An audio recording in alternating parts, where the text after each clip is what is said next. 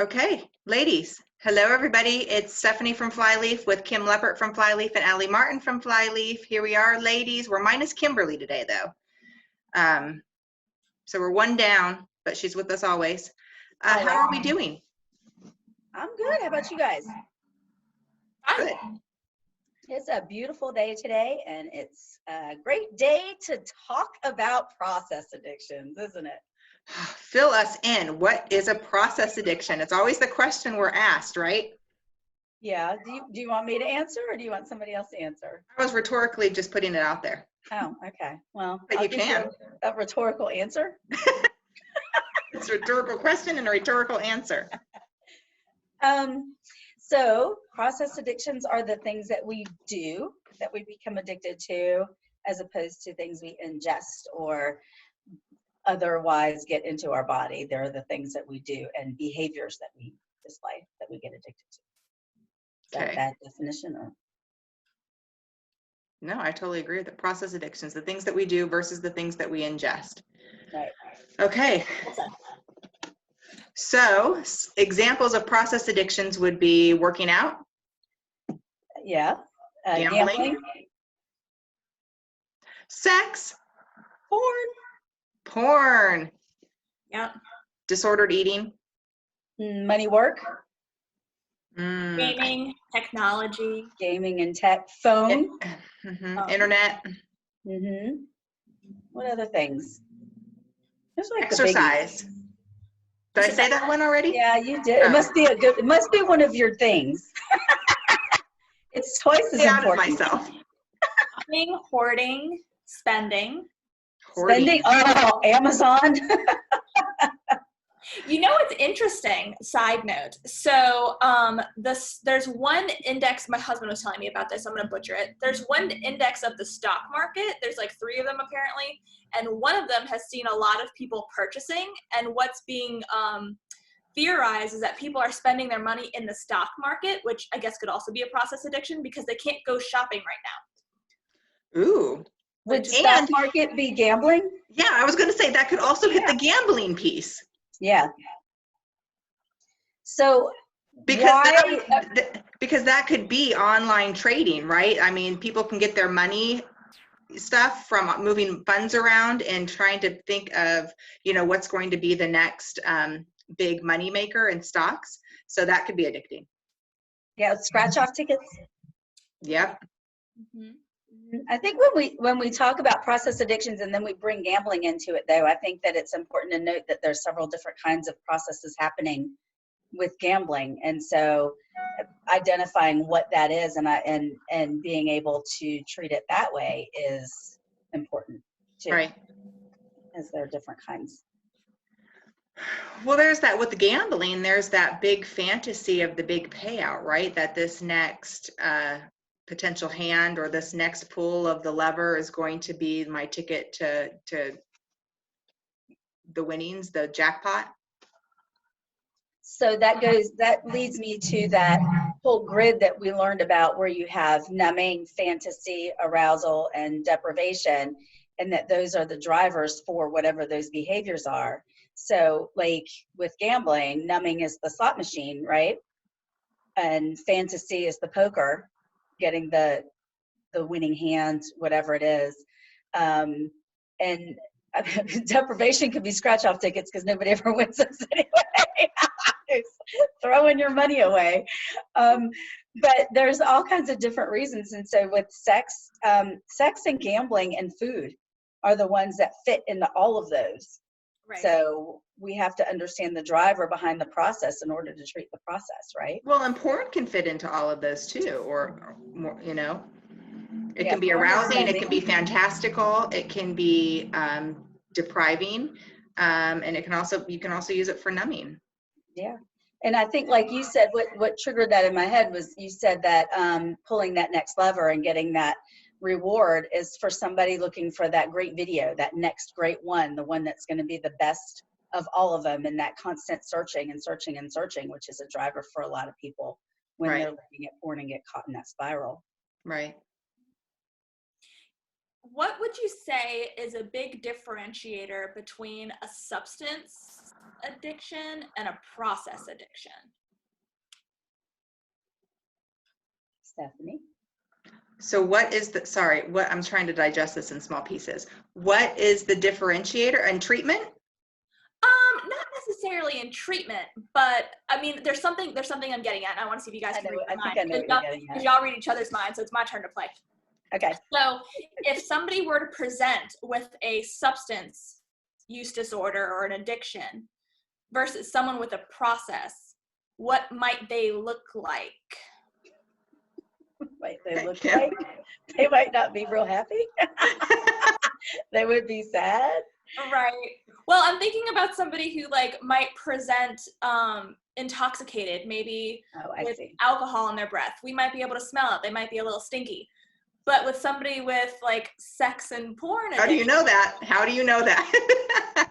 Well, because everybody knows what whiskey smells like, or beer smells like, or you know, some of the odors that a substance would provide. But you know, gambling, I don't know if I could smell a scratch off on somebody. So I guess what you're saying is that somebody who presents with a process addiction doesn't look like they have an addiction.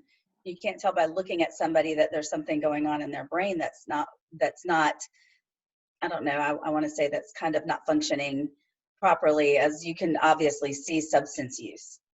Easier, yeah. You know, a process addiction presenting person might not have track marks, injection marks on their arms, or you know, burnt fingertips from a meth pipe. And I'm just like focusing on hardcore drugs, but like those kind of things, the consequences aren't necessarily as like glaringly obvious. The underlying piece. And I think with process addictions too, that a lot of the behaviors that become addictive are acceptable behaviors. Oh, right. So you can rationalize the behaviors and you can make it okay, and you can see somebody acting out in their addiction while they're acting out in their addiction and you think it's just normal. Or even advantageous, like somebody who has a great body and because they exercise all the time and they work really hard at work, they might have a life that's completely out of balance and really dysfunctional and unhealthy because they're spending, you know, 10 hours at the gym and, you know, 12 hours working online and 2 hours for sleeping. Yeah. That doesn't sound healthy at all. They give up time with their family so that they can go and work out, or they give up, they miss events in their lives so that they can go and work out, those kinds of things. Or gamblers who win. When they win, they're the big man of the house or woman of the house. When they score big, they bring presents for everybody and everybody loves them. But then when they lose the house or they lose their retirement, then nobody loves them anymore. So how do they gain footing back into the family? By finding another big win. So some of those things do have those rewards and gains, where with substance, usually you don't see that. Right. Another differentiation is that with substance, I mean, a lot of the times it's abstaining lifelong, right? Moving forward into a life of recovery without doing said substance or alcohol anymore. Whereas with a lot of processes, it's not about abstaining. It's about developing that healthy relationship with these behaviors, right? So you have to work to survive, but what's the moderation? I mean, the goal is not to not have sex again. If it's sex addiction, it's about how to have that genuine intimacy and connectivity with another. So how do you identify a process as an addiction? And then the second part of that question is, how do you become addicted to a process? Can you ask it again? I spaced out for a minute. That's so interesting. I'm so glad that you're with me. So how do you identify that a process has become an addiction? And then the other part of the question is how do you become addicted to something that you just normally do? Well, a lot of times we're looking for that frequency, intensity, and duration, right? How often is this behavior happening? What is the level that it's at now? Where you started, is it where you started from? Where are you now with it? And how long is this happening for? What are the consequences experienced from it? The thing that I like about ITAP with that pathos question, right? That questionnaire where it's just that acronym that really gets to the hallmark of, is this creating harm in your life? Or have you ever thought about, you know, it being impactful in a negative way? Have others been hurt by it? Have you ever sought help for it? Have you ever tried to stop it, not been able to? Right. Is your tolerance increased? Do you What is need it? to Is do it it more? ASAM who has that list of criteria for addiction? Mhm. And what, you need 3? Right. Yeah. I think it's like 3 of 10 or 11. Yeah. And it's those things like tolerance and Escalation. yep. And I think symptoms, affective disturbance, like I'm getting moody if I can't have it. I think that's a big one too, is if it's not something that I participate in, does it impact my mood? And even with processed addictions, because it's that dopamine hit in our body, if we start depriving ourselves of that dopamine hit, we actually physically get sick. Right.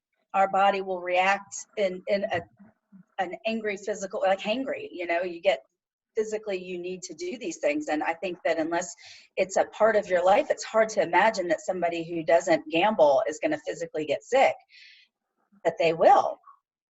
Mm-hmm. Right.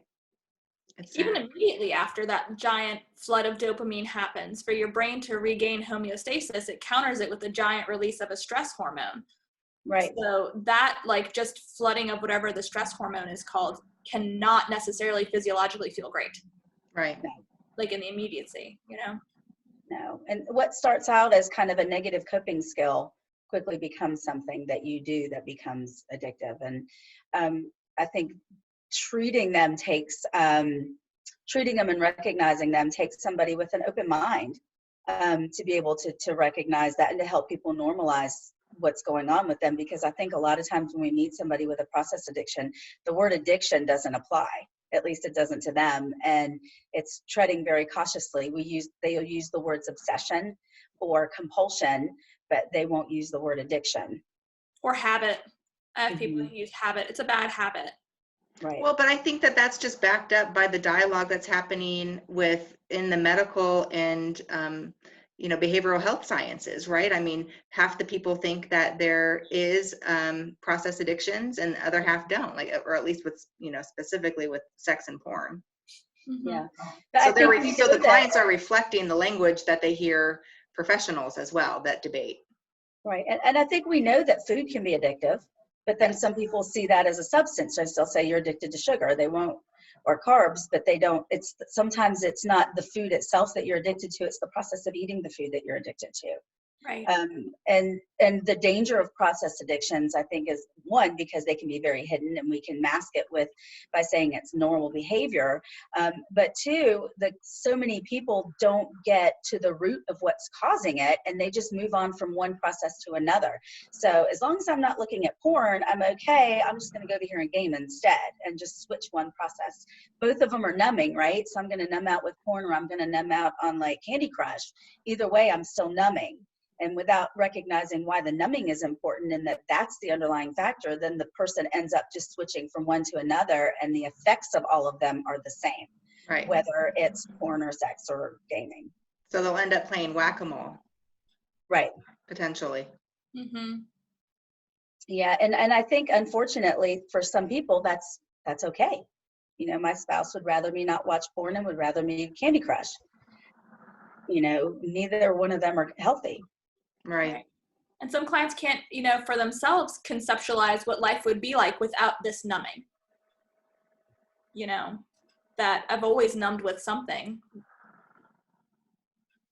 Yeah, and numbing, I think we've said this before, numbing isn't bad. No. Right.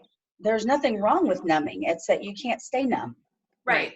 But if you've always stayed numb and you've always found a way to stay numb, and like your window of tolerance is just very, very small from whatever's made it small, trauma, whatever, we're kind of stuck. Mm-hmm. Yeah, I agree. Mm-hmm. So how often do you, when we're working with people, what would you say that the percentage is where it's not just one process addiction, that there's probably like a combination or some form of addictions influencing each other? Oh gosh, I'd say 100%. I don't think I've met anybody where it's just one. Yeah. I don't think I have. And I think the two most popular are sex and food. Yeah. Mm-hmm. And I theorize, this is all my theory, but I theorize that it's because there are drivers for survival, sustenance and procreation, and that we get the greatest hit of dopamine naturally from those two things because our body wants us to crave those things so that we can survive, right? Right. So I think that's evidenced too by how much food porn is out there, which is insane. And then of course, sex porn out there is insane. And those are those two guilty pleasures so many people have. But it affects our physiological system just by looking at a picture, where other things don't necessarily do that. But our brain is so attuned to those two things that our stomach starts to digest when we look at a picture of food, or, you get physically aroused if you look at a picture of sex. Without even being in that experience, our brain can't tell the difference between the picture and the real thing. So then in the age of COVID, then we've been staying at home, right? And we've been less connected with others.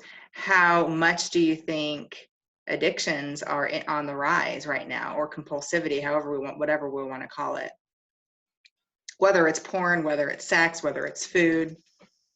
Gaming, I don't tech. even know that I can conceptualize that number. Yeah. I mean, it would be a fair estimate then to say that these are all like up. Yeah. I think I read somewhere alcohol use is up by 200% or more at this point, and that's alcohol. So, I mean, I would imagine that something that you think is anonymous and private is going to be even higher than that. I read somewhere, it might have been you that told me this, actually. I can't remember. Only if it was good. If you said it was right? But Allie, it might have been you. But back when the cruise ships were still out and people were stuck on the cruise ships off of the coast in LA, in California, that Pornhub was giving people, they were piping in porn. Yeah, giving them free porn because they were stuck inside. I mean, it's just feeding into that driver, right? And feeding into that pleasure point that we have in our bodies. And, I honestly can say that's probably not a healthy use of your time, is to spend it looking at porn while you're there. But I mean, somebody might argue with me that that's perfectly. Along the same lines though, and it didn't hit me until we just started talking about this, but like binging TV, watching shows and stuff, right? Like different, so if you have Netflix, but then even if you show, different internet providers or cable providers or whatever were giving away, free movie channels and stuff during this time. And so then, I mean, they're kind of piping in stuff too, if you think about it, right? They want to keep you in front of the TV. So, I mean, could that be any different from what the porn industry was doing with those cruise ships? I mean, clearly the content is different, but then not, because you would still be able to get the After Darks and the Skinamaxes or whatever it is. I wonder if in this age of binging TV, like with Netflix and Amazon and all those other channels, I'm wondering if that's not going to start a different process, which is that I have to see I find myself in that. I got to see the next episode. Yep. Why do I have to wait? I don't have to wait. I can see it right now, and you just kind of get caught in needing to know the next thing. And I don't want everybody to think that we're like, everything you do is bad and addictive, because that's not where we are. What we're saying is that anything that you do that you enjoy produces these dopamine hits can become unhealthy and addictive. Right.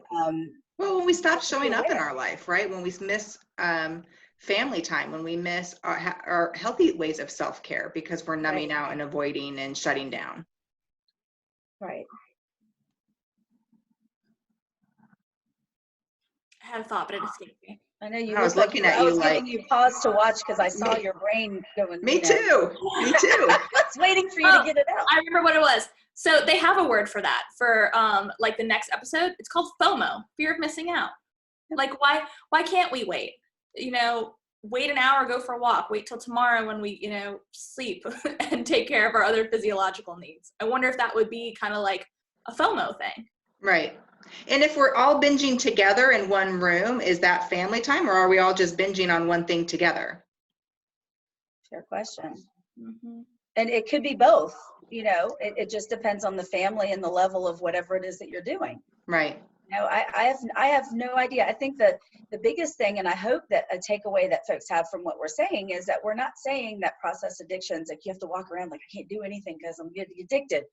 But being aware that you have responsibilities in your life, and if something that you're doing or that you're craving or that you want to do is creating space for you to miss time, if you're canceling appointments at work because you're too busy exercising, or if you're canceling appointments at work because you couldn't get in the shower in time to get there because you were gaming first thing in the morning, or you're missing family time or those kinds of things, you have to be aware that this is becoming a problem. And whether it rises or not to the level of addiction, honestly, I leave that up to the individual to decide.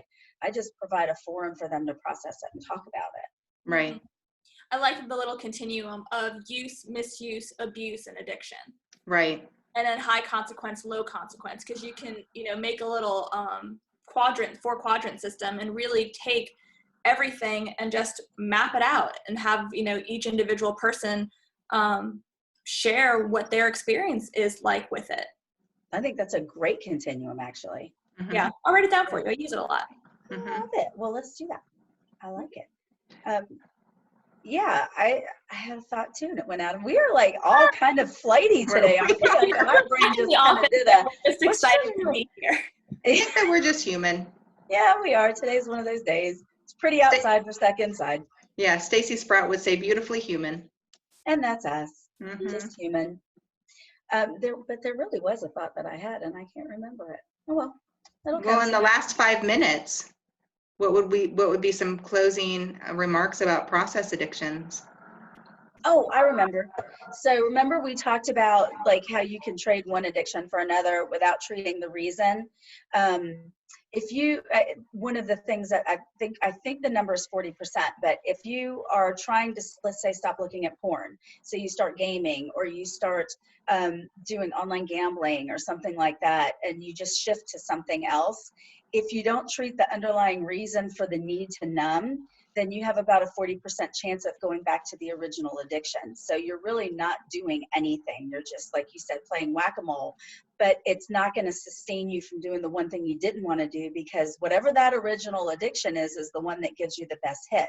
So the other things aren't going to make you feel as good as that original one did. So you're always going to come back to it eventually. Yeah. You're going to go right to the level that you were when you stopped. But like with other things, recovery happens, right? It does. It does. And I think the beauty of process addictions is knowing that doesn't mean you can never do the thing again. It just means that we've got to get a good baseline and get it kind of in a safe place, and then learn to have a relationship with it, because it's a coping skill, and our coping skills keep us moving from point A to point B all the time. And so I don't like to knock people's coping skills. I don't think that that's fair to do to them, but we do need to honor and respect them and use them in a way that they're intended, which is just to cope for a bit, not forever. And like with other addictions, I mean, we're wanting to work with the partner as well and the family members. That's an important piece as well. So process addictions are just no different from substance and alcohol. I mean, treatment might look a little bit different, but we want it to be encompassing. If there is a partner, if there is a family, those need to be attended to as well. Yeah, that neglect that occurs because of the addiction is really big. And the gaslighting, there's gaslighting in process addictions. Yep. Just like there is in substances, it occurs. Right. I guess my last minute ad would be to, I guess, give permission to reconceptualize what addiction might look like. Because in a day right now where technology is ever present and all the things that technology provides, or how important it is to be seen as a hard worker or seen as fit or seen as all of these things, it can open the door to where there's this laser focus and we miss out on lots of things and our life becomes out of balance and it creates distress. Right. Even if it creates a little bit of distress, let's not have any distress. Let's find somebody who can help us work through that. Because even in the world of substance abuse, like at one point, a woman could not be considered an alcoholic. It was a man's disease. And we know that that's not true anymore. So as, time progresses, we're going to view process addictions, I think, hopefully as a field and a, scientific community differently. But for now, the conversation starts and you're introduced to a new topic. Right. Absolutely. All right. Who's bringing us home? Allie, you're so good at it. I mess it up every time.